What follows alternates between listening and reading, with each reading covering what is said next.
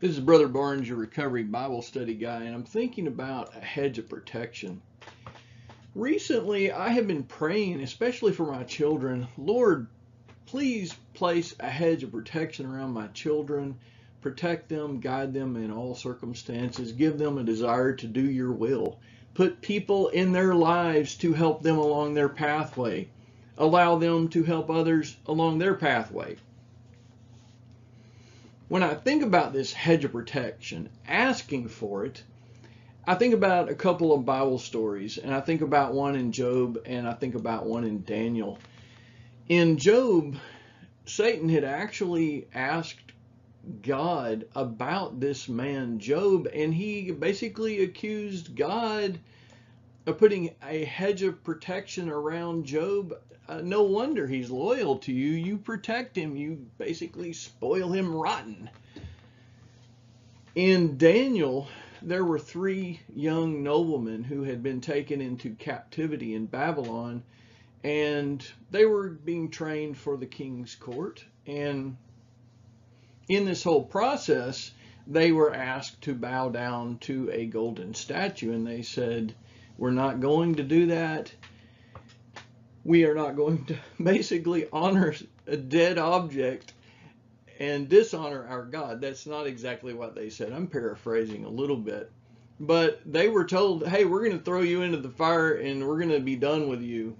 You either bow down or suffer the consequences. And they said this beautiful thing. Our God, whom we serve, is able to save us. He will rescue us from your power. And they were respectful, Your Majesty. I think that's beautiful. But even if he doesn't, we want to make it clear to you, Your Majesty, that we will never serve your gods or worship the gold statue you have set up. This is my takeaway from this. It's truly groovy. It's great for me to ask for a hedge of protection around my children, around myself, around people that I love. It's really important for me to ask that for my enemies as well.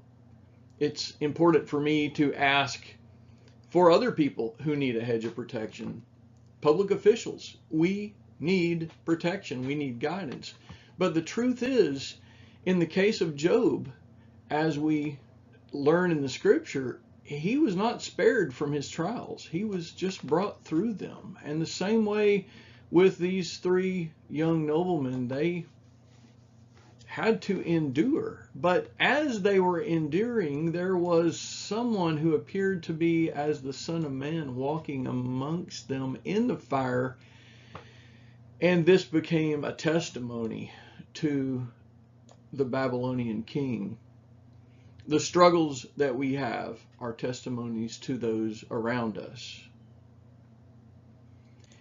Another thing that I have thought of, which is an interesting thing, the sunlight of God is not always easy for us to understand. For some of us, for some of our children, a hedge goes up. They're preserved today and we keep seeing them. But for other people, their children, their loved ones are lost and they're gone from their visual sight.